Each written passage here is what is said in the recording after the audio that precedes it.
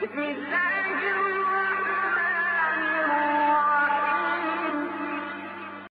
ونصلي علی رسوله الکریم. میرے محترم بھائیو، دوستو، ماں بہنوں،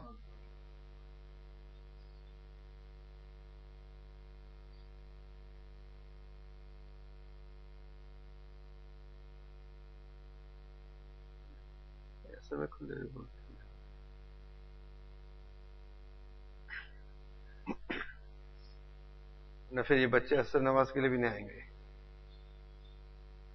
نہ نہیں ملے گا تو پھر وہ نماز کے لیے بھی نہیں آئیں گے. نماز کے لیے ہدایت ہے.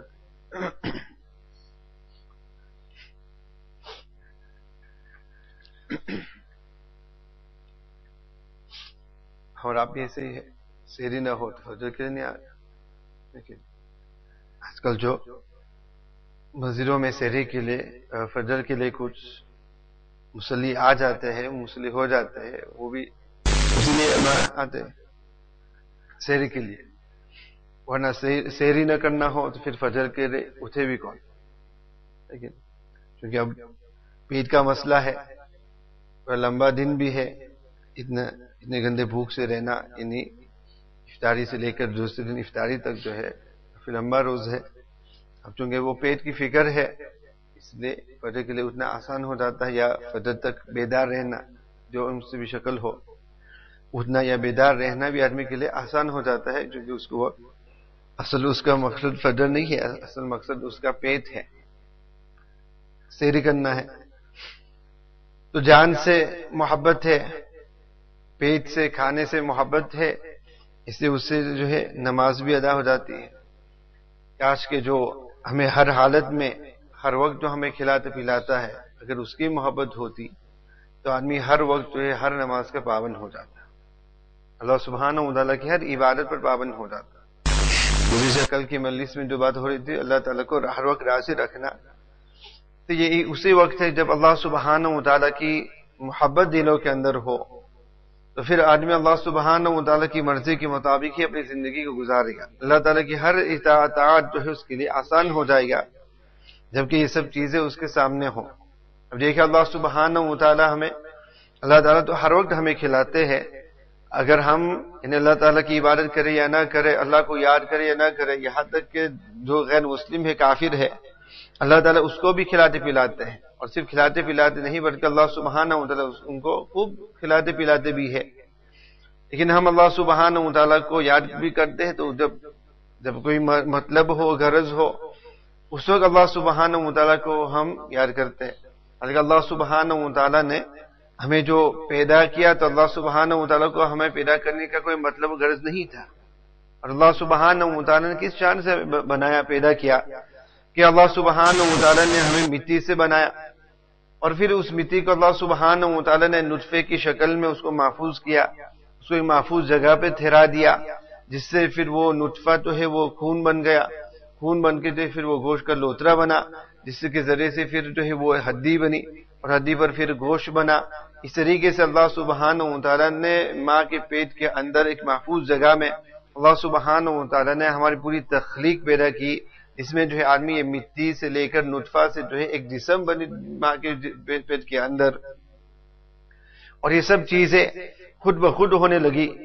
کوئی ماں جو ہے خود جو ہے اپنے ہاتھ سے جو ہے بچے کو بناتی نہیں کہ پیٹ کے اندر ہاتھ ڈال کر جو ہے وہ کچھ ایک روز جو ہے اس کا سر بناتی، پھر آنکھ بناتی، پھر ناک، کان وغیرہ. خود بخود اللہ سبحانہ و تعالیٰ یہ سب چیزیں جو ہے خود بخود بناتے ہیں. اور ماں باپ جو ہے وہ اللہ تعالیٰ سے دعا مانگتے تو صرف یہ دعا مانگتے اللہ ہمیں اولاد عطا فرما، اور اللہ سبحانہ و تعالیٰ پھر اولاد عطا فرماتے ہیں، وہ بھی جس شکل میں جو صحیح طریقے سے وہی. یہ نہیں کہ ہم مانگتے بھی اللہ تعالیٰ سے کہ بچہ بھی عطا فرما جس کے 2 آنکھ ہو، 2 کان ہو وغیرہ. یہ چیزیں اللہ سبحانہ و تعالیٰ بغیر مانگے یہ سب چیزیں اللہ تعالیٰ ہمیں عطا فرماتے ہیں. اور پھر اس طریقے سے بچہ ماں کے پیٹ میں ہے، اور ماں کے پیٹ میں بھی اس طریقے سے رکھا کہ ماں کا پیٹ اگر وہ بڑھ جاتا ہے لیکن بچے کا بوجھ اس کو اتنا زیادہ محسوس نہیں ہوتا جتنا جو ہے اس بچے کا وزن بھی ہے. حالانکہ بچے کا وزن بھی پیٹ میں ہے، اور پھر اوپر سے وہ پانی بھی جو بھر جاتا ہے وغیرہ. لہذا آپ انداز کریں گے کہ وہ بچہ جو پیدا ہوتا ہے 7 پاؤنڈ 8 پاؤنڈ کا بعد 9 پاؤنڈ جتنے کا وہ ہوتا ہو، اگر ماں کو یہ کہا جائے کہ اتنے وزن کی کوئی تھیلی باندھ کر جو اپنے پیٹ پر جو ہے الگ جو ہے باندھ کے رکھو، تو آپ دیکھیں گے اس کا وزن اس کو کتنا بھاری لگے گا، اس بچے سے بھی زیادہ جو ہے اس کو بھاری لگے گا۔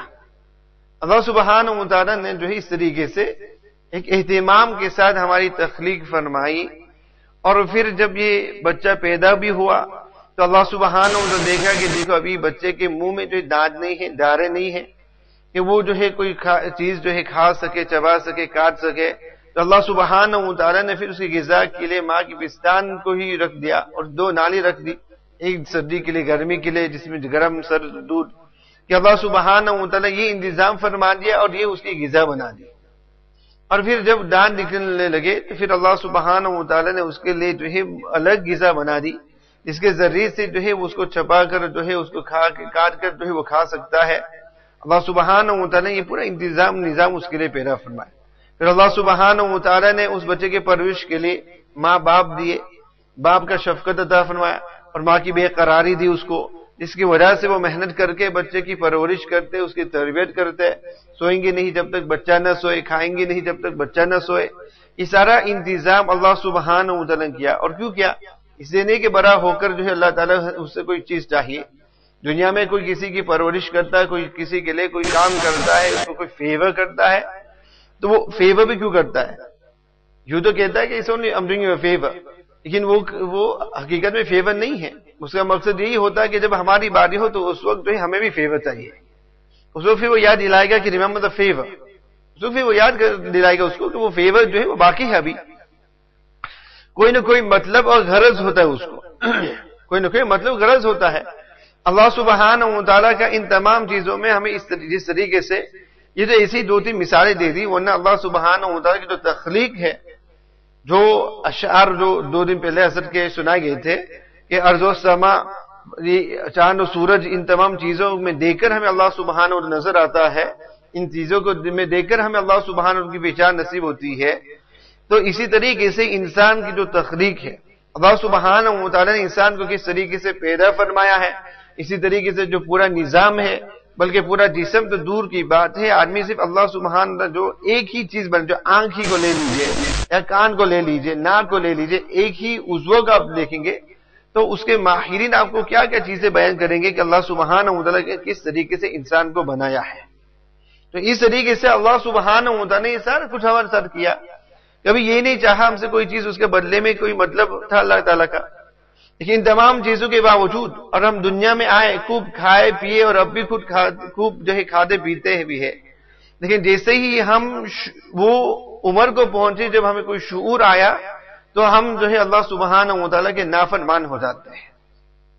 اللہ تعالیٰ نے اس طریقے سے پورے انتظام کے ساتھ ہمیں دنیا میں بھیجا، اس تمام انتظام کے ساتھ اللہ تعالیٰ نے ہماری پرورش فرمائی، ہمیں کھلایا پلایا، اور پھر جیسے ہی ہمیں ذرا سوچ اور شعور پیدا ہوا تو ہم اسی سوچ اور شعور کو بجائے یہ کہ جو عہد الس لیا اللہ تعالیٰ کے ساتھ اور اس عمر میں اللہ تعالیٰ کو ہی یاد کرے، ایک دم یہ دیکھتے کہ ہم اللہ سبحانہ وتعالی ہی کی نافرمانی کرتے ہیں۔ یہ بے وفائی ہے۔ دنیا میں جو ہے جس قدر مسلمان اللہ سبحانہ وتعالی کے ساتھ نافرمانی کرتا ہے، ایسی بے وفائی کہیں آپ کو نظر نہیں آئے گا۔ دیکھیں ایک کتا ہے، کتا جو ہے وہ بھی اپنے مالک کا بڑا با وفا ہوتا ہے، جس نے اس کو روٹی کھلائی وہ ہمیشہ کے لیے اس کا با وفا رہتا ہے۔ آدمی دیکھتا ہے کہ نہیں، کتا ہے، باقی کوئی اور آدمی ہو تو اس پر وہ حملہ کرے گا، لیکن اس کا جو مالک ہے وہ چاہے وہ کتا جو ہے کس قدر وحشی ہو، لیکن اس کا مالک جو ہے اس پر وہ حملہ نہیں کرتا، وہ جیسے کہتا ہے ویسا وہ کرتا ہے۔ وہ اس کو کہے گا بیٹھ جا، وہ بیٹھ جا، باغ وہ بھاگے گا، اس کو بلائے گا تو اس کے پاس آئے گا، وہ جو ہے اس کے ساتھ پیار و محبت کے ساتھ کام کرے گا، وہ بے وفا نہیں ہوتا۔ کیوں؟ کیونکہ وہ جانتا کہ یہ مالک جو ہے یہی مالک مجھے کھلاتا ہے، دوسرا جو ہے مجھے کھلاتا نہیں، لہذا اس کے ساتھ جو اس پر وہ حملہ کرے گا۔ لیکن اس کا جو مالک ہے تو وہ مالک کا اتنا وفادار ہوتا ہے، یہاں تک کہ بھی نظر آئے گا کہ مالک مر گیا اور وہ کتا جو ہے اس کے قبر کو نہیں چھوڑا۔ کتا ایسا ہوتا ہے، انگریزی میں کہتے ہیں the best friend, man's best friend is a dog۔ اب یہ ان کو الٹی سمجھ ہے، ان کی الٹی سمجھ ہے، اس لیے آپ دیکھتے ہیں جس کو بھی دیکھے تو کتے کے ساتھ ہی رہتے ہیں، لیکن حقیقت اس کی یہ ہے، ایک بار پہلے بھی بیان کیا ہے کہ ان لوگوں کی زندگی ایسی ہے، ان لوگوں کی زندگی ایسی ہو گئی ہے کہ بیچارے ان کے ہے نہیں، صلہ رحمی جیسی کوئی چیز نہیں ہے، ایسی کوئی چیز نہیں کہ بچے بڑے ہو کر جو والدین کی خدمت کرے، کوئی کسی کا پوچھے، اس سے بجائے اکیلے ہو جاتے ہیں۔ اب جب آدمی بالکل اکیلا، اب کس کے ساتھ دل بہلائے؟ اب جب دل بہلانے کے لیے کوئی ہے نہیں، کوئی رشتہ دار نہیں، اولاد نہیں۔ ہمارے یہاں یہ ہوتا ہے کہ بچے بڑے ہو تو ان کو یہ کہا جاتا ہے کہ والدین کی خدمت کرو، والدین کے ساتھ رہو، ان کی خدمت کرو، لیکن ان کے یہاں تو یہ ہے کہ بچے جیسے ہی بڑے ہو تو ان کو گھر سے نکال دو، ان کو الگ ہو جاؤ، اور تم اپنی زندگی ہم اپنی زندگی، تم اپنی زندگی اپنی زندگی، تم اپنا کام کرو ہم اپنا، اور جس میں جو ہے والدین کی خدمت کا کوئی جذبہ نہیں ہے۔ اب اس کا مطلب یہ نہیں ہے کہ اولاد شادی کر کے بڑے ہو کر ضروری ہے کہ سب جو ہے ایک ہی گھر میں رہیں۔ اب ظاہر ہے جو ایک ہی گھر ہو، 3 بیڈ روم کا گھر ہو، اب اس میں جو ہے 4 بچے ہو، اب چاروں کی شادی ہو جائے، اب ظاہر کہاں ٹھہریں گے سب، ان کے بھی اولاد ہو جائے، تو اس کا مطلب یہ نہیں کہ اس کا مطلب یہ کہ ساتھ میں خدمت کرنا، اس کا مطلب یہ کہ ساتھ میں رہ کر ہی خدمت ہو۔ اور اسی طریقے سے والدین کو بھی یہ نہیں چاہنا چاہیے۔ حضرت حکیم المتحانی رحمۃ اللہ علیہ، بلکہ حضرت تھانوی رحمۃ اللہ علیہ کا تو یہ ارشاد ہے کہ بچوں کی جب شادی ہو جائے تو ان کو الگ کر دو۔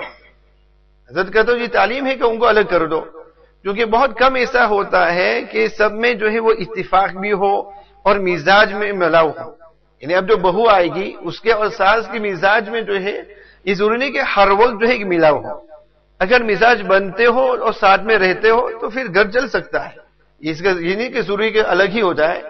جہاں اس طریقے سے سب کا مزاج بنتا ہو تو مزاج بننے سے جو سب ساتھ میں رہ سکتے ہیں، لیکن جب سب کا مزاج الگ ہو، ساس جو ہے وہ ساس کی طرح ہی رہے، بہو بہو کی طرح ہی رہے، ساس کبھی یہ نہیں سوچے کہ بجائے یہ کہ میں ساس بن کے رہوں، اس کی ماں بن کے رہوں، اور بہو بجائے یہ سوچے کہ بہو بن کے رہوں، میں اس کی بیٹی بن کے رہوں۔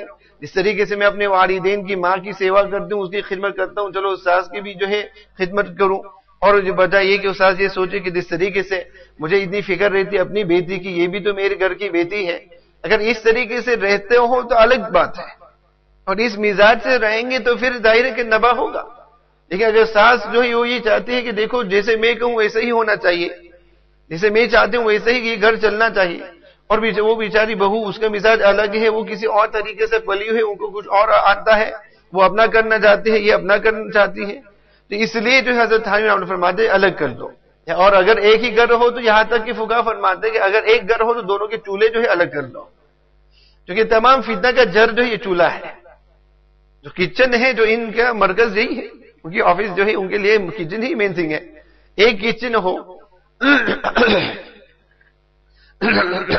اب ساس کا مزاج الگ ہے، اس کا بنانے کا پکانے کا مزاج الگ ہے، طریقہ الگ ہے، اس کا پکانے کا وقت بھی الگ ہے، اور بہو کا وقت الگ ہے، اس کا مزاج الگ ہے دونوں کا، تو ظاہر ہے کہ اس طریقے سے پھر وہ مسئلہ ہی الگ ہوگا۔ ایسے فرماتے اگر ایک ہی مکان میں رہنا ہو تو دونوں کے جو کچن ہے اس کو جو ہے الگ کر دو، الگ پکائے، تاکہ اس میں جو ہے کوئی فتنہ نہیں ہوگا۔ تو جہاں مزاج ایک ہو تو وہاں ساتھ میں رہے تو الگ بات ہے، اور جہاں مزاج ایک نہ ہو تو وہاں الگ ہونے میں بہتر ہے، اور پھر آنا جانا رہے۔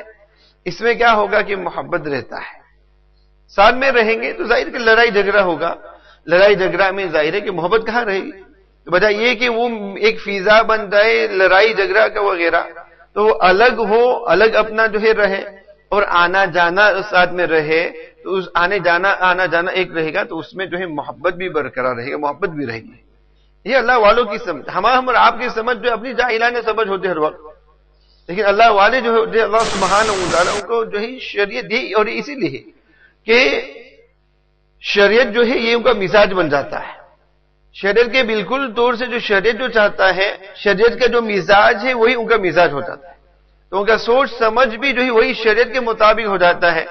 کیونکہ یہ سب چیزیں، بعض چیزیں ایسی ہیں جو ہم اور آپ نے خود جو ہے اپنے کسٹم کے طور سے، اپنے جو ہے رسومات کے طور سے، اپنے ہی جو ہے مزاج کے مطابق کچھ چیزیں ہم اپنا لیتے ہیں، لیکن حقیقت میں شریعت کے ساتھ اس کا کوئی لینا دینا نہیں ہے۔ اب بعض چیزیں ایسی ہے جو اس قسم کی ہو، اس قدر کی ہو، لیکن شریعت کے ساتھ اس کا کوئی ٹکراؤ بھی نہیں ہے، شریعت کے خلاف بھی یہ چیزیں نہیں ہے، تو اس کو اپنانے میں کوئی حرج بھی نہیں ہے، اس میں کوئی چیز اس میں اپنانے میں ہر جگہ الگ الگ کسٹم ہوتے ہیں۔ اب ان کسٹم کو اختیار کرنے میں جو ہے اگر شریعت کی مخالفت نہ ہو تو اس میں کوئی حرج نہیں ہے۔ جہالت کی بہت سی رسم ایسی تھی جس کو نبی کریم صلی اللہ علیہ وسلم نے مٹا دیا تھا، اور اس کی مخالفت کا بھی حکم فرمایا تھا. اور حالانکہ بعض چیزیں ایسی تھی جو شریعت کے مزاج کے خلاف نہیں تھا بلکہ مزاج کے موافق تھا، بعین مطابق تھا، اور یہ بری چیزیں نہیں تھی. نبی کریم صلی اللہ علیہ وسلم نے ان چیزوں کو مٹائی نہیں، بلکہ انہی چیزوں کو اپنایا. بعض جگہوں میں نبی کریم صلی اللہ علیہ وسلم نے ہو سکتا ہے تھوڑا کچھ ترمیم اس میں فرمایا، بہت زیادہ نہیں. تو بعض چیزوں کو اپنایا گیا تھا، بعض چیزوں کو چھوڑ دیا گیا تھا، اور بعض چیزوں کو اپنانے میں تھوڑا سا فرق بھی بنا دیا تھا. نبی کریم صلی اللہ علیہ وسلم فرماتے خالف المشرکین اوفروا اللحى وفوا الشوارب. اس طریقے نبی کریم صلی اللہ علیہ وسلم نے ایک اور جگہ ارشاد فرمایا کہ دیکھیں مشرکین مکہ جو ہے وہ بھی پگڑی اور عمامہ باندھتے تھے، اور نبی کریم صلی اللہ علیہ وسلم کا بھی یہ سنت. لیکن نبی کریم صلی اللہ علیہ وسلم یہ فرمایا، لیکن فرق وہ یہ ہے کہ وہ جب پگڑی باندھتے ہیں تو وہ صافہ اور پگڑی جو ہے عمامہ وہ سر پہ باندھتے ہیں، مسلمان جب باندھتا ہے وہ ٹوپی پر باندھتا ہے. تو نبی کریم صلی اللہ علیہ وسلم نے یہ باریک فرق بیان کر دیا کہ ان میں یہ فرق ہے کہ وہ سر پر ہی باندھ دیتے ہیں، اور ہم جو باندھتے ہیں تو ہم باندھیں گے تو ٹوپی پر باندھتے ہیں. تاکہ ایک ہی چیز ہے، وہ بھی جس طریقے سے ہمارا لباس ہے تو مشرکین مکہ بھی ویسے ہی پہنتے تھے، ہم امامہ پہنتے تھے وہ بھی اس طریقے سے امامہ پہنتے تھے. نبی کریم صلی اللہ علیہ وسلم نے اس طریقے سے فرق بیان کر دیا کہ دیکھو ان کا یہ اس طریقے سے ہے تو ہمارا طریقہ یہ کہ ہم امامہ باندھیں گے ٹوپی کے اوپر. تو مسلمان جو ہے لہذا اسے یہ بھی ثابت ہوتا ہے کہ عین سنت جو ہے یہ ٹوپی ہے، عین سنت جو ہے یہ ٹوپی ہے. لہذا نبی کریم صلی اللہ علیہ وسلم اگرچہ اکثر جو ہے امامہ کو پسند بھی فرماتے تھے، لیکن ایسا بھی نہیں تھا کہ نبی کریم صلی اللہ علیہ وسلم ہر وقت امامہ ہی پہنتے تھے، پگڑی پہنتے تھے.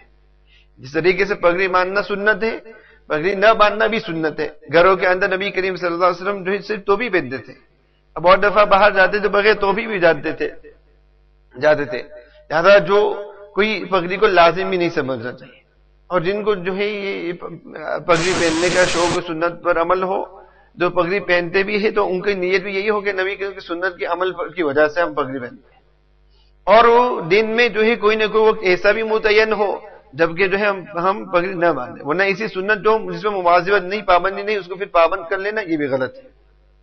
تو دن میں کوئی ایسے موقع بھی ہو جس میں نہ ہو.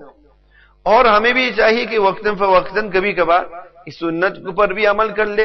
نبی کریم صلی اللہ علیہ وسلم فرماتے ہیں اس سے وجاہت میں 70 گنا جو ہے بڑھا دیا جاتا ہے، خوبصورتی میں جو ہے اضافہ کیا جاتا ہے.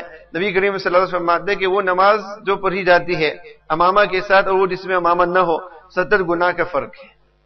پگڑی باندھ کر امامہ نماز پڑھنے میں 70 گنا زیادہ اس کو ثواب ملتا ہے جس میں وہ امامہ نہ ہو.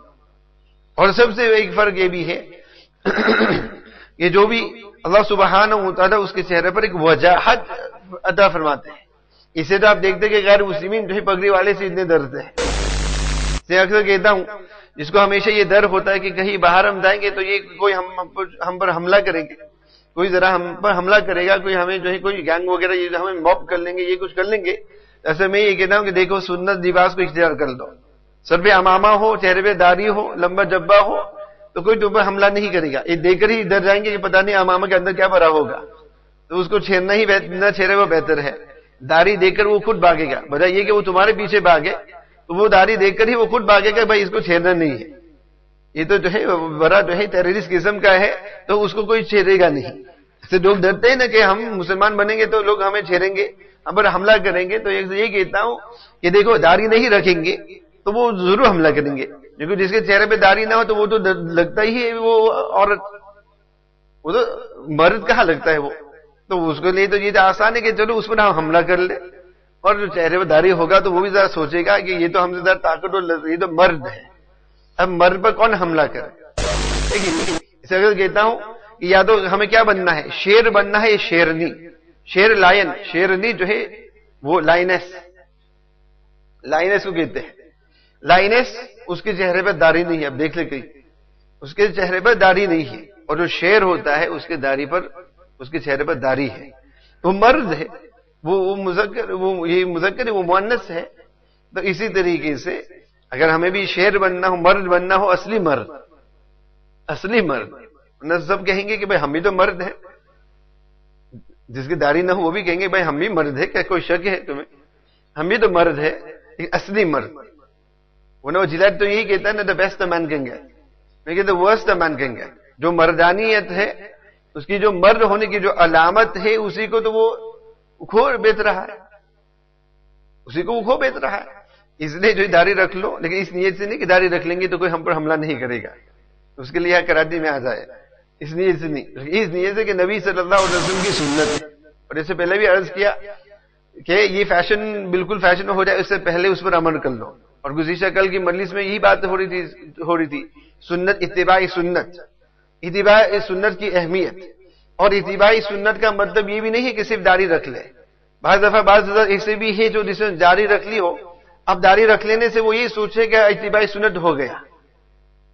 بہت سے ایسے لوگ ہیں جو بس داڑھی رکھ لیتے ہیں اور داڑھی رکھ لینے کے بعد سوچے کہ بس ہم بن گئے. اب اتباع سنت تو ہم کرتے ہیں چونکہ چہرے پر داڑھی ہے. نبی کریم صلی اللہ علیہ وسلم کی سنت بس یہ ایک ہی سنت نہیں تھی, ایک ہی سنت نہیں تھی. اور یہ بھی نہ سوچے کہ صرف یہ ظاہر کو بنا کر سب کچھ ہو گیا ہے, کیونکہ اس غلط فہمی میں بھی ہم رہتے ہیں کہ ہم نے چہرے پہ داڑھی رکھ لیا تو ہم یہ سوچے کہ بس ظاہر بن گیا, ہم بن گئے. نبی والے سنت ہم نے, نبی صلی اللہ علیہ وسلم کی صورت ہم نے بنا دی, صورت کے ساتھ سیرت بنانے میں باقی ہے. صرف داڑھی رکھ لینا یہ کافی نہیں ہے, بلکہ داڑھی رکھ لینے سے زیادہ نبی والا اخلاق جو ہے یہ اس سے زیادہ اہم ہے.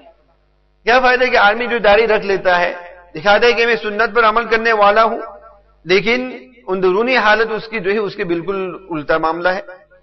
دیکھنے میں بڑا اللہ والا نظر آتا ہے, لیکن اندر جو ہے حالت اس کی کیا ہے کہ شیطان کا بھی دادا ہے. وہ اندر جو ہے کاروبار جو حرام کی کمائی ہے, لوگوں کو دھوکہ دینا, لوگوں کے ساتھ برائی کرنا, اسے معاملات اس کے حالات اس کے, تو اس سے کیا فائدہ ہے.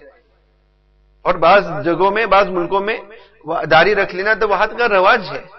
افغانستان جائے وہاں تو وارلارڈز بھی بڑی بڑی داڑھی رکھتے ہیں, جس کو ہم سوچے کہ یہ تو بڑا سنی آدمی ہے, بڑا سنت پر عمل کرنے والا ہے, بزرگ والا چہرہ ہے. وہاں تو وہ داڑھی, وہ امامہ بھی پہنتے ہیں کہ نہیں, لیکن یہ بڑا ڈاکو ہوتا ہے.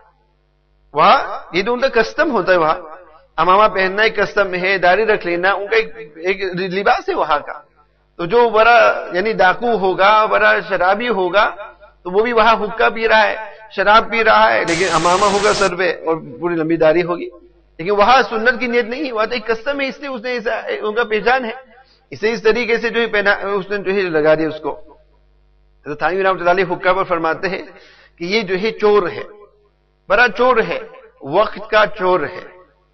جن لوگوں کو یہ کیا کہتے ہیں, شیشہ, کیا شیشہ, یہ بھی بڑا ایک چیز بن گیا ہے. لوگوں کو بڑا شوق ہوتا ہے کہ یہاں ایسی جگہوں پر جا کر جو ہے بیٹھ کر جو ہے اپنے ٹائم ضائع کرتے. تو حضرت تھانوی رحمۃ اللہ فرماتے ہیں کہ یہ بڑا چور ہے, وقت کا چور ہے. اس میں جو ہے ٹائم ضائع ہوتا ہے, اس میں آدمی کی زندگی جو ہے اور وقت جو ہے یہ اس کی ضائع ہوتی ہے.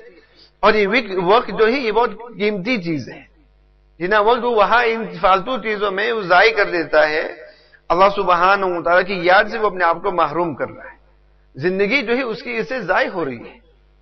تو بہرحال اس طریقے سے جیسا کیا کہ سنت میں جو داڑھی ہے تو داڑھی کا رکھ لینا یہی فقط ایک سنت نہیں ہے.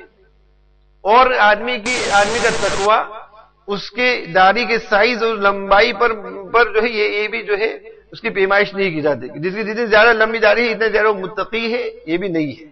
اگر کوئی یہ نہ سوچے کہ میں نے داڑھی رکھ لی تو میں بڑا متقی بن گیا.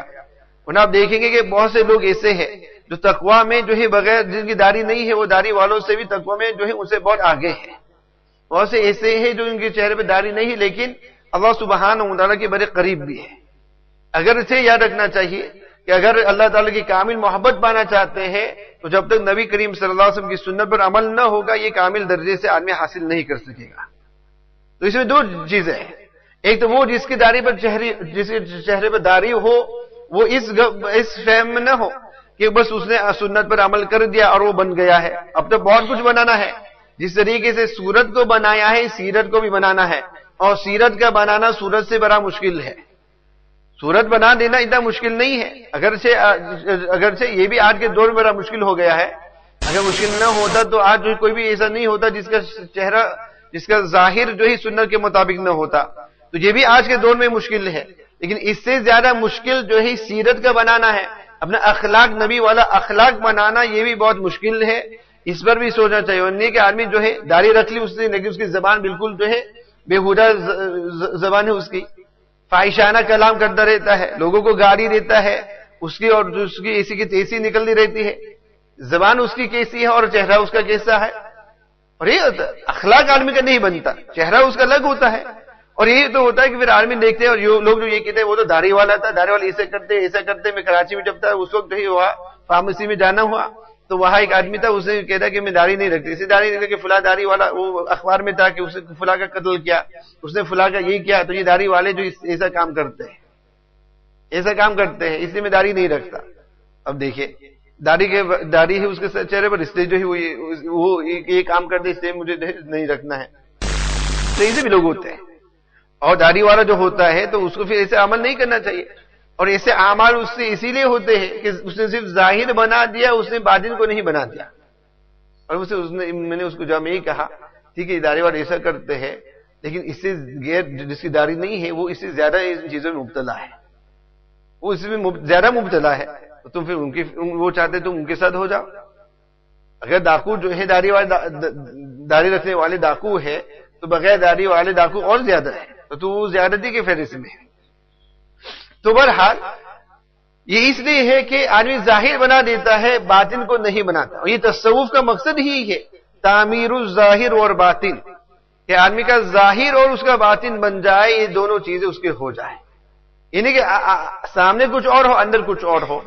तसव्वुफ का खुलासा यही है कि आदमी का हाल और कौल एक हो जाए, उसका जाहिर और बातिन एक हो जाए। जाहिर में मोमिन और बातिन में मोमिन, जाहिर में मुत्तकी तो बातिन में भी वो मुत्तकी है। और आदमी का तकवा जो है, उसकी पैमाइश जो है मस्जिद के सफों में नहीं की जाती है, वो कहाँ हो जाती है, बाजारों में जब वो होता है वहां पता चल जाता है कि आदमी कितना मुत्तकी है। वरना गुनहगारी मस्जिद में मुत्तकी हो जाता है। ये देखना कि वो मस्जिद में सफ़े उला में कैसा है, तो इससे किसी का तकवा साबित नहीं होता। वो बाजारों में जब जाता है उस वक्त पता चलता है कि कितना मुत्तकी है। लेन देन के मामलात में, रिश्तेदारों के मामलात में, इन सब चीजों में, घर वालों के साथ वो कैसा है, इससे पता चलता है वाकईतन ये आदमी मुत्तकी है कि नहीं। तो जिन लोगों ने इस तरीके से जाहिर वजह बना दिया है तो वो इस पर इक्तिफा न करे कि बस ये हो गया, ये हमारे लिए काफी है। और जिसका अभी जाहिर भी न बना हो तो उनको ये चाहिए कि जाहिर बनाने में भी ताखीर न करे। जाहिर बन जाएगी, उम्मीद है कि बातिन भी हो जाएगा। तेरे महबूब के यारब में शबाहत लेके आया हूं, तेरे महबूब के यारब में शबाहत लेके आया हूं, हकीकत उसे तू करने में सूरत लेके आया हूं। सिर्फ सूरत बनाकर भी अल्लाह सुब्हानहू व तआला हकीकत बना देते हैं कि नबी करीम सल्लल्लाहु अलैहि वसल्लम की सूरत बना देंगे तो अल्लाह सुब्हानहू व तआला सीरत भी बना देंगे। और ये उम्मत का इतना तो हमें तो करना चाहिए कि नबी करीम सल्लल्लाहु अलैहि वसल्लम की सुन्नत के साथ मोहब्बत हो। वो नबी जिसने जो है हमारे लिए क्या कुछ नहीं किया था, वो नबी जो मरते वक्त भी जो है इस उम्मत को ही याद करते गए। वो नबी जो ताइफ के मौके में नबी करीम सल्लल्लाहु अलैहि वसल्लम को इस उम्मत के लहू लुहान किया गया था, नबी करीम सल्लल्लाहु अलैहि वसल्लम के दंदान मुबारक भी शहीद किए गए थे इस उम्मत के लिए। तो उस नबी के खातिर क्या हम जर्रा भी कुर्बानी नहीं कर सकते, जिसने अपना खून कुर्बान कर दिया इस उम्मत के लिए? क्या हम अपने चिकने गाल को भी नबी करीम सल्लल्लाहु अलैहि वसल्लम के लिए कुर्बान नहीं कर सकते? इतनी तो कुर्बानी हम कर सकते हैं। जो ये चाहता है कि नहीं मुझे जो है दाढ़ी नहीं रखना है, मेरा चेहरा दाढ़ी के बगैर ही अच्छा लगता है, वो यही साफ जो है शेवन चेहरा उसको पसंद है, तो क्या हम ये चेहरा को कुर्बान नहीं कर सकते नबी करीम सल्लल्लाहु अलैहि वसल्लम की सुन्नत, एक सुन्नत के लिए? और याद रखना चाहिए जिसको जितना ज्यादा बारी हो इतना ज्यादा जो है नबी सल्लल्लाहु अलैहि वसल्लम का कुर्ब उसको नसीब होगा। जिस तरीके से अल्लाह सुब्हानहू व तआला की मायत है, नबी करीम सल्लल्लाहु अलैहि वसल्लम की मायत भी हासिल करना चाहिए, यानी नबी करीम का कुर्ब। जितना ज्यादा दुरूद का एहतिमाम, सुन्नत का एहतिमाम करेगा, नबी सल्लल्लाहु अलैहि वसल्लम का इतना करीब होता जाएगा। और असल सुन्नी वही है। सुन्नी कौन है? असल सुन्नी कहने का हक उसी को है, न किसी बरेलवी को, न किसी देवबंदी को, न किसी अहले हदीस, किसी को हक नहीं है सुन्नी कहने का। सुन्नी कहने का हक उसी शख्स को है जो नबी करीम सल्लल्लाहु अलैहि वसल्लम की सुन्नत पर फिदा हो, जिसकी जिंदगी में नबी की सुन्नत है, वही सुन्नी है। चाहे उसके अलावा वो अपने आप को क्या लेबल लगाता हो, वही सुन्नी है। वरना नबी करीम सल्लल्लाहु अलैहि वसल्लम मोहब्बत का दावा हम करते हैं, लेकिन नबी करीम सल्लल्लाहु अलैहि वसल्लम की सुन्नत से हम दूर हैं। और नबी की सुन्नत पर अमल इसीलिए नहीं है, इसलिए नहीं है क्योंकि नबी करीम सल्लल्लाहु अलैहि वसल्लम से मोहब्बत नहीं है। जहां हकीकी मोहब्बत हो वहां आदमी जो है उस पर फिदा हो जाता है, जिस चीज से जो है। और मोहब्बत ही यही चीज है। آدمی کو جس کے ساتھ محبت ہو اسی ہر ادا سے محبت ہو. آج دیکھیں لوگ جو کسی کھلاڑی سے محبت ہے, کسی فلم والے سے محبت ہے, کسی سیاسی والے, کسی دنیا والے کے ساتھ محبت, ان کی محبت کی وجہ سے ان کی سب ادا ان کو پیاری ہے, اور ان کی محبت میں جو ہے اپنا چال چلن سب کچھ اسی کا اختیار کرتے ہیں, اپنے لباس بھی وہی اختیار کرتے ہیں, اپنا بال بھی وہی اختیار کرتے ہیں, یہ تمام چیزیں اختیار کرتے ہیں. کیوں؟ ان کے ساتھ محبت ہے, ان کے ساتھ محبت ہونے کی وجہ سے. اگر ہمیں نبی کریم صلی اللہ علیہ وسلم سے محبت ہو تو ہم بھی نبی کریم صلی اللہ علیہ وسلم کی ان چیزوں کو اختیار کر لیں اور محبت بھی اختیار کر لیں. یہ نبی کریم صلی اللہ علیہ وسلم کی یہ ادائی تھی, نبی کریم صلی اللہ علیہ وسلم کی یہ شکل صورت تھی. دیکھیے سیکھ کو دیکھو, اور مسلمانوں کو جس طریقے سے میں وہ کتے کی مثال دے رہا تھا, انشاءاللہ اس پر آئیں گے, وہ ایک بات الگ ہو گئی ہے. تو جس طریقے سے وہ مسئلہ ہے, تو مسلمانوں کو سیکھ سے جو ہے سبق لینا چاہیے کہ سیکھ کو آپ دیکھیں کہ سیکھ جو ہے وہ کہاں بھی دنیا میں جہاں پر جس ملک میں ہوگا, وہ کاروبار میں چاہے جس پوزیشن میں ہوگا, وہ ایئر لائن کا پائلٹ کیوں نہ ہوگا, ایئر فورس میں کیوں نہ ہوگا, وہ چاہے جہاں پر بھی ہوگا, وہ اپنے گرو نانک کی محبت میں جو ہے وہ جہاں پر بھی جاتا ہے وہ داڑھی رکھ لیتا ہے. لیکن یہ سیکھ جو ہے وہ جہاں پر بھی آپ دیکھیں گے سیکھ جو ہے بہت کم سیکھ نظر آئیں گے آپ کو جو داڑھی نہیں رکھتا. اور وہ کس کی محبت میں؟ گرو نانک کی محبت میں جو ہے وہ داڑھی رکھ لیتا ہے. تو کیا ہم مسلمان ہو کر ہمارے سچے نبی کی محبت میں داڑھی نہیں رکھ سکتے ہیں؟ وہ اپنے گرو نانک کی محبت میں, اور ہمارا نبی تو سچا ہے, اور ہمیں تسلیم بھی ہے کہ ہمارا نبی سچا ہے. تو ہم کتنے بے وفا نکلے کہ نبی کریم صلی اللہ علیہ وسلم کی محبت میں ہم داڑھی نہیں رکھ سکتے. اور یہ داڑھی کی مثال اس لیے دی جاتی ہے, اکثر لوگ یہ کہتے ہیں کہ جب بھی ہو تو داڑھی کی باتیں ہوتی ہے, کیونکہ یہ سنتوں میں سے سب سے بڑی دو سنتیں ہیں. ایک داڑھی کا رکھ لینا اور یہ دوسرا جو ہے پائجامہ وغیرہ کا تخنا سے اوپر رکھنا, یہ باری ہے. اور ہمارے حضرت دامن کانو فرماتے ہیں کہ جب ان دونوں پر عمل ہو گیا تو باقی سنتوں پر عمل ہونا آسان ہو جائے گا. جب آدمی نے بھاری وزن اٹھا لیا تو ہلکا اٹھانا آسان ہو جاتا ہے. بھاری سنتوں پر عمل ہوگا تو آسان سنتوں پر ایزی ہے. یعنی اس طریقے سے ہم نے جبہ پہن لینا, جبہ پہننا آسان ہے, بالکل سفید, بالکل چھت جو ہے جس کے چہرے پہ داڑھی نہیں وہ بھی جبہ پہن لیتا ہے. یہ کوئی مشکل چیز نہیں ہے. سر پہ امامہ باندھ لینا بھی مشکل چیز نہیں ہے. اسی طریقے سے تو بھی پہن لینا یہ بھی مشکل چیز نہیں ہے. مسواک استعمال کر لینا یہ بھی مشکل چیز نہیں ہے. بہت سی سنت ایسی جو مشکل نہیں ہے, لیکن داڑھی کا رکھ لینا یہ بڑا مشکل عمل ہے. لیکن جس نے اس پر عمل کر لیا باقی سنتوں پر عمل کرنا اس کے لیے آسان ہو جائے گا, کیونکہ مشکل پر اس نے عمل کر دیا.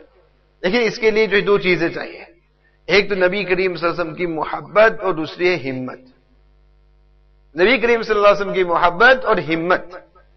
نبی کریم صلی اللہ علیہ وسلم کی محبت میں آدمی اگر جنوں ہو جائے گا تو داڑھی رکھ لے گا, وہ داڑھی رکھ لے گا. میرے حال پر تبصرہ کرنے والے, میرے حال پر تبصرہ کرنے والے, کہیں عشق بھی تمہیں یہ دن نہ دکھائے. مجھے دیکھ کر ہنسنے والے اکثر جو داڑھی نہیں رکھتے تو ان کو یہی خوف ہوتا ہے کہ داڑھی رکھ لیں گے تو لوگ ہنسیں گے, لوگ ہنسیں گے.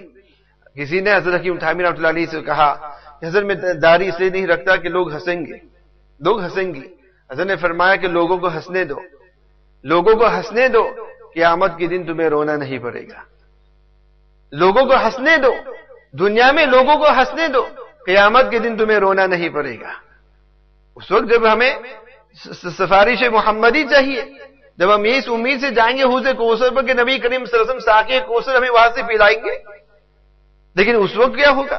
اس کو پھر رونا ہوگا, کیونکہ اس وقت جو لوگ نبی کریم کی سنت سے اعراض کرنے والے ہوں گے نبی کریم صلی اللہ علیہ وسلم اپنا چہرہ اسے پھیر دیں گے. اور یہ عملی طور سے دنیا ہی میں نبی کریم صلی اللہ علیہ وسلم نے اسے معاملہ کیا تھا کہ ایران کے دو سفیر نبی کریم صلی اللہ علیہ وسلم کے پاس آئے, اور ان کی شکل صورت کیسی تھی؟ وہی بڑی لمبی مونچھ اور چہرے پہ داڑھی نہیں, بالکل صاف اور بڑی بڑی لمبی لمبی مونچھ ہے. نبی کریم صلی اللہ علیہ وسلم دیکھ کر ہی چہرہ مبارک اسے پھیر دیا. نبی کریم صلی اللہ علیہ وسلم کو یہ ناپسند تھا, اور پوچھا بھی کہ یہ کس کی شکل لے کے آئے ہو؟ جس نے کہا کہ یہ تو ہمارے کسرے جو ہے اس کی یہ شکل ہے. تو نبی کریم صلی اللہ علیہ وسلم کو دنیا میں اس کو اتنا ناپسند تھا کہ نبی کریم صلی اللہ علیہ وسلم نے چہرہ پھیر دیا, اور کیا فرمایا کہ ان لوگوں کی مخالفت کرو, خالف المشرکین اوفر اللحى وحف الشوارب. یہ مشرکین کی مخالفت کرو, داڑھی وہ داڑھی منڈاتے تم داڑھی کو بڑھاؤ, وہ مونچھ کو بڑھاتے تم مونچھ کو منڈواؤ, ان کو جو ہے کترواؤ, اس کو صاف رکھو. نبی کریم صلی اللہ علیہ وسلم فرمایا اس طریقے سے جو ہے ان کی مخالفت کرو تم. جب دنیا میں نبی کریم صلی اللہ علیہ وسلم نے چہرہ مبارک پھیر دیا تو کیا وہاں پھر کیا ہوگا؟ اور جب وہاں ہمیں نبی کریم صلی اللہ علیہ وسلم کی سفارش کی ضرورت ہوگی اور اس وقت اگر نبی کریم صلی اللہ علیہ وسلم چہرہ مبارک پھیر دیا تو پھر بتائیں ہم کس کے پاس جائیں گے؟ تو اس کے لیے عشق نے سوچا نہ کچھ انجام تھا. عشق اور محبت ایسی چیز ہے کہ جس کو نبی کریم صلی اللہ علیہ وسلم کی عشق اور محبت لگ جائے، نبی کریم صلی اللہ علیہ وسلم کی محبت آ جائے تو پھر وہ کسی کا سوچے گا نہیں کہ لوگ ہمیں کیا کہیں گے، لوگوں کا تبصرہ کیا ہوگا ہمارے بارے میں، خیالات کیا ہوں گے ہمارے بارے میں، بیوی کیا کہے گی، والدین کیا کہیں گے. اس کو پھر کسی کی پرواہ نہیں ہوگی. نبی کی سنت میں وہ داڑھی رکھ لے گا، پھر وہ کسی کی پرواہ نہیں کرے گا. اور جو اس طریقے سے لوگوں سے مستغنی ہو جاتا ہے، اللہ تعالیٰ اس کو لوگوں سے مستغنی بنا دیتا ہے. اللہ سبحانہ و تعالیٰ اس کو غنا عطا فرما دیتے ہیں. اللہ سبحانہ و تعالیٰ پھر اس کو جو ہے ان تمام پریشانیوں سے اللہ سبحانہ و تعالیٰ اس کو دور کر دیتے ہیں. ایک صاحب تھے، نائی کے پاس گئے تھے، وہ داڑھی بنوا رہا تھا. ایک صاحب دیکھ رہا تھا تو اس صاحب دیکھ کر جو ہے اس پر کچھ کلام کیا کہ بھائی یہ تم کیا کر رہے ہو؟ جس پر اس نے کہا کہ تمہیں کیا تکلیف ہو رہی ہے؟ استورا جو ہے وہ تو میرے گال پہ پھیر رہے، تیرے دل پہ تو ہے. استورا جو ہے ریزر جو ہے یہ تیرے دل پہ تو پڑ رہے، یہ تو میرے گال پہ پڑ رہے. جس پر اس نے کہا میرے دل پر نہیں لیکن نبی کے دل پہ پڑتے ہیں. نبی کے دل پہ.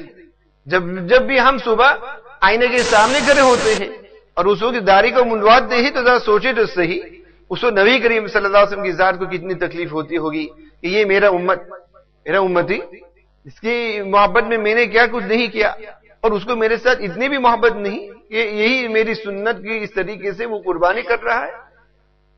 لوگ جانور کی قربانی کرتے ہیں، اپنے خواہشات کی قربانی کرتے ہیں، یہ تو میری سنتوں کی قربانی کر رہا ہے. تو اس سے ضرور نبی کریم صلی اللہ علیہ وسلم کتنا اثر ہوگا. اس لیے جو ہے نبی کریم صلی اللہ علیہ وسلم کی سب سنتوں پر عمل ہو. اور اکثر یہ کہتا ہوں اور اسے بہت دفعہ ہوتا ہے کہ جب اس طریقے سے عنوان ہوتا ہے داڑھی کے سلسلے میں تو جن بیچاروں کے چہرے پہ داڑھی نہ ہو تو وہ بیچارے ذرا ان کا سر نیچے ہی رہتا ہے اور ان کو ذرا سوچتا ہے کہ کاش کی جو زمین ہمیں نکل جائے، کاش کسی طریقے سے ہم یہاں سے ایگزٹ کر لے. تو ان کو یہ شرمندگی ہوتی ہے. اسے میں کہہ دیتا ہوں کہ داڑھی رکھ لو تو آئندہ جب اسے بیان ہو تو شرمندگی نہیں ہوگی، آئندہ جب اسے آواز ہو تو پھر شرمندگی نہیں ہوگی. اور جس کے چہرے پہ داڑھی ہو، جس نے داڑھی رکھ لیا ہو، وہ ہرگز ان لوگوں کی طرف نہ دیکھے جن کے چہرے پہ داڑھی نہ ہو اور یہ نہ سوچے کہ دیکھو ہم نے داڑھی رکھ لی، ان لوگوں نے داڑھی نہیں رکھی تو ہم اس سے بہتر ہے وغیرہ. جیسے کہا کون کیسا ہے اس کی حقیقت تو اللہ تعالیٰ ہی جانتے ہیں. داڑھی کے رکھ لینے سے آدمی اس کا مطلب نہیں داڑھی رکھ لے تو وہ داڑھی بغیر جس کی داڑھی نہ اس سے بہتر ہو گیا. ہاں سنت پر اس کا عمل ہو گیا لیکن اس کا مطلب یہ نہیں کہ وہ اس سے بہتر ہے. اور عجیب بات ہے کہ اللہ سبحانہ و تعالیٰ کس کو اللہ تعالیٰ ہدایت دے کے اس کو کہاں سے کہاں پہنچا دیتے ہیں.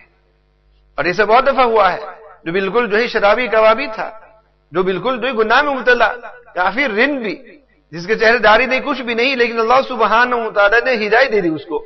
ہدایت دینے کے بعد جو ہے وہ کہاں تک پہنچ گئے.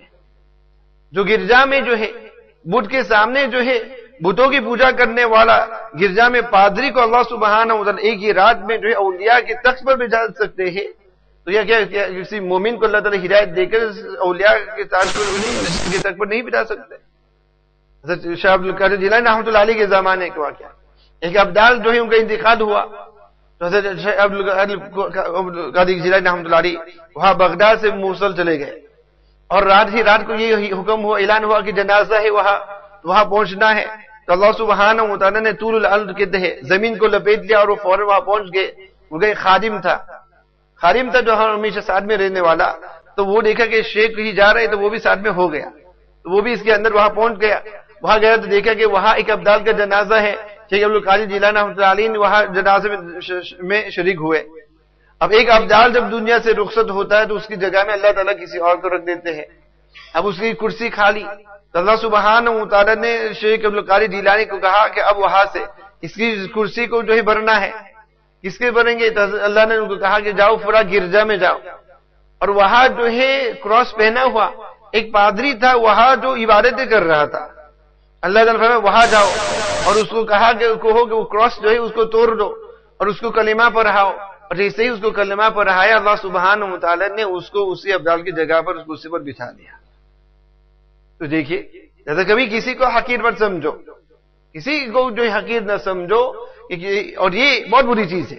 تکبر، یہ تکبر ہے کہ آدمی تھوڑا سا دین پر عمل کرنے لگتا ہے، اب سوچا کہ میں دین کا ٹھیکیدار بن گیا، میں جنت کا مستحق ہو گیا، میں سب اوروں سے بہتر ہوں، ان کے چہرے پہ داڑھی نہیں ہے، اسے ظاہر وضاحت اسلامی نہیں ہے، ان کے اعمال اچھے نہیں ہے وغیرہ، تو ہرگز اللہ تعالیٰ کا شکر ادا کرنا چاہیے کہ چلو اللہ تعالیٰ نے کچھ توفیق دے دی، اپنے لیے مزید توفیق کی دعا مانگے اور ان کے لیے بھی ہدایت کی دعا مانگے، لیکن ہرگز یہ نہ فیصلہ کر لے کہ ہم ان سے بہتر ہیں۔ اور حقیقت تو یہی ہے کہ اگر یہ ظاہر ہمارا ان سے بہتر ہوگا، لیکن اللہ تعالیٰ کی یہاں کس کی کیا حالت ہے، کس کا کیا مقام ہے، یہ تو اللہ تعالیٰ ہی جانتے ہیں، اس کی حقیقت اللہ تعالیٰ ہی جانتے ہیں۔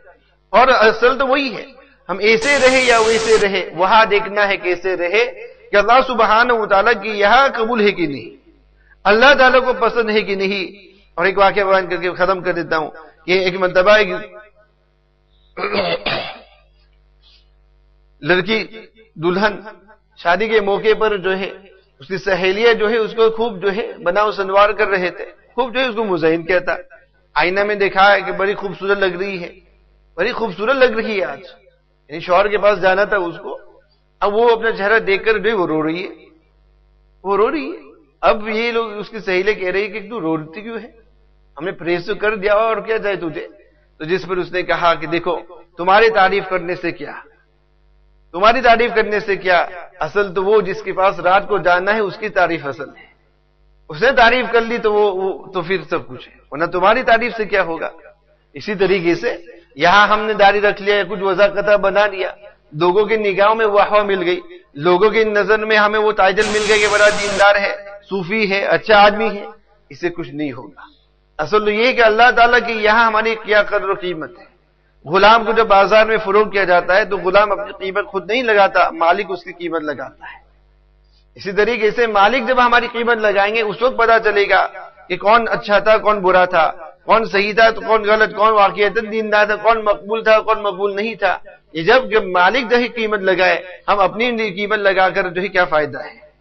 لہذا کرتے رہو ڈرتے رہو، شاہ عبد الغنی پھولپور نے فرماتے تھے کہ کرتے رہو ڈرتے رہو، یعنی نیک اعمال کرتے رہو اور قبولیت کے لیے ڈرتے رہو کہ اللہ قبول بھی فرمائے، مانگتے رہو اللہ تعالیٰ سے اس کی حقیقت عطا فرما، سنتوں کی پر عمل جو ہے تو واقعی سنت کی نیت ہو، قبولیت کی دعا مانگتے رہے کرتے رہے، لیکن ہرگز کسی کو حقارت کی نظر سے نہ دیکھے، ورنہ یہ تکبر ہے۔